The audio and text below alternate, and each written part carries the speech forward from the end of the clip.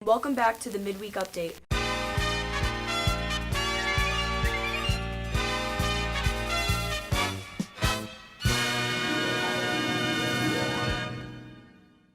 Hey Mepham, we're here in week 10 of the coronavirus shutdown. It's crazy that it's been 10 weeks already. Today we are going to look at people's plans for the summer since it's coming pretty soon. This and more as we take a look at what's going on this week on Midweek Update. I'm Haley Hepworth. And I'm Riley Freed, and welcome back to the Midweek Update, the B&B show that brings you closer to the people and places in and around the Mepham community. Throughout the shutdown, B&B has been putting out content for the people in the Mepham community, but we aren't the only BMCHSD school that has been doing this. Grand Avenue's Communications Club, which is normally responsible for the morning announcements, has been putting out remote announcements for the families of Grand. B&B's Hannah Broxmeyer checked out the videos that they have been making. At Grand Avenue Middle School, the students and teachers of the Communications Club knew that to give their peers and pupils a sense of normalcy, the show would have to go on. We probably started doing the announcements, I want to say 2 or 3 weeks in to the quarantine. So we've probably been doing it, like I would say 4 to 5 weeks now, steadily. It's a little weird because I've never done it before. Both Mr. Fisher and Chloe have taken their new roles in this foreign situation perfectly. We all have certain days to do the announcements. So my role, I would be doing it on Wednesdays and Fridays. And Friday, we would all do it together and one person would be editing it. And everyone's been doing really well. The way I would gather information is I would look at weekly updates from Mr. Conti, our middle school principal at Grand Avenue. I would take information from him. I would also ask some of the staff members if they had anything they wanted to share that was really pertinent to not only the kids, but the community. Despite adapting quickly to this change, there have been a few bumps in the road. It's kind of a lot harder because at school you get one chance and it's like whatever you do with that chance, but at home you keep trying to perfect it until it's perfect and then you have to get it in by a certain time. Everyone in the Communications Club is excited to use these new problem-solving skills in the future. I feel like I'll definitely be more comfortable with other people seeing what I do with talking and stuff because it's definitely brought me out of my comfort zone with everybody being able to see it now. Where we might be able to use this to either pre-record or go live and to be able to deliver it to the, each homeroom class as a morning announcement. That's one way that I've considered doing it. It's really opened up a lot of creative ideas for the kids, though. I've seen sides of the kids that you wouldn't have expected before. For B&B, I'm Hannah Broxmeyer. Thanks, Hannah. The club has been working hard throughout the shutdown, so go check out what they've been doing. Yeah, maybe we even have some future B&B students in that group. Maybe. They're doing a great job of putting out content, like we are here at B&B. Another group that has been hard at work putting out content has been the Skull and Bones drama program. B&B's Michelle Spiller got an inside look at what they've been up to lately. The coronavirus pandemic shut down most school-related activities, including the live performance of Footloose that was supposed to be performed by the Skull and Bones Drama Club. Many people involved with the program were sad to see the cancellation of the live show. So when I found out, I started crying because of how overwhelmed I was with all the emotions and how much hard work we all put into it. It was a really sad moment, I think, not just for me, but for the entire company, because something that you work towards for months at a time just goes down the drain and you waste that time. That communal goal that you've been working towards is gone. It's a disappointment for me because, just like the students, I put a lot of work into it also, and I look forward to it as well. But I think, I had myself prepared enough, and I think the students were prepared enough.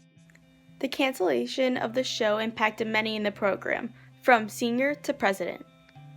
I think it impacts me because Footloose was my senior show, and to have a opportunity like getting cast as Ariel in my senior year, it's such an amazing thing, and I think that the show has really impacted me. It's definitely impacted my year because I had a set of goals that I wanted to accomplish by the end of the year that I promised when I gave my speech to get elected into this position. And I can't really, I can't finish a lot of those goals. Although the live performance may have come to a halt due to COVID-19, the drama program still figured out a way to deliver the content to the people. So it really started with a conversation I had with Ms. Dimitriou about kind of getting everyone together to do the opening song. So we posted a couple things to our YouTube channel, such as a reel of just rehearsal footage. And then we had students do certain songs and submit themselves singing it. And then we balanced the sound and laid the backing track to it. And although this may not have been the intended course of action for this program, before all this, no one really expected we were going to have to do the show over the internet. the transition led to a wave of content that was put out by members of Skull and Bones. We decided to just let students submit any pieces that they wanted to from any musical that they wanted to, or just a song that they like. So our YouTube page has gotten quite a bit of maintenance since we went into quarantine. With the 2021 school year approaching with no real idea how it will look, the program is prepared to adapt if needed. I'm also trying to think of what next year will look like, because I don't know if we'll be starting school in the regular sense of starting school that we're all used to in September, or are we going to have this special schedule? Will we as a club be allowed to congregate? So I may choose a fall play that can be rehearsed online over Zoom, and I'll probably choose something that if we had to, we could stage it entirely through recording ourselves from our own homes and just weaving it together with our awesome editing team. A lot of ideas are underway, but we're preparing for every possible scenario, so we'll see what happens. The coronavirus pandemic may have stopped many school functions, but the show must go on. From B&B, I'm Michelle Spiller. Thanks, Michelle. I wish school was still happening so that the drama club could put out their performances live and on stage. Yeah, but we're still shut down for now. As we progress during this pandemic, a lot of things have changed. We're getting pretty close to the summer, but a lot of people's plans have been affected by the pandemic. B&B's Emily Yucht got people's opinions about the upcoming summer and how it will be impacted by the quarantine. As the summer gets closer and closer, malls, parks, businesses, and more are beginning to reopen due to the downwards curve of the coronavirus. Many parents and kids are concerned about the upcoming summer and whether or not the day camps and summer camps will be opened. Jolene Kelton, one of the directors at Camp Natimas for Girls in Milford, Pennsylvania, is unsure about camp's plans in the near future. We've already postponed Family Orientation Weekend, we've canceled it with the possibility of doing it either virtually or postponing it. We have talked about opening 2 weeks late, which would be July 12th as opposed to June 28th, and running a 5-week program instead of a 7-week program. Sometimes we toy with going after. We're supposed to end on August 15th. Perhaps we could go later. But one of the things that we think we may have to do is ask staff not to leave camp, and we don't know if it's reasonable to ask staff to stay in camp for more than 5 weeks. They may go crazy. And yeah, we've talked about completely canceling. It depends. I mean, if we cannot open, we cannot have camp. Ms. Kelton also goes in depth about the requirements and criteria of how camps will be able to reopen for the summer of 2020. Right now, we're waiting on the governor to say we can open camp. And so we have to be in a specific zone. Every state is different, and our state is being run a little differently than others.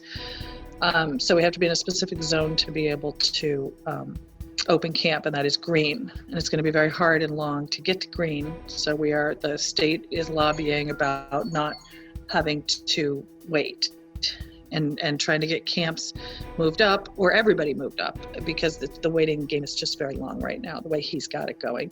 Then we're worried about our staff getting here, and we're also worried about recommendations that are coming from the CDC about whether or not about how we can open. So we're worried that we we just want to see what they are to see how much it's going to change camp.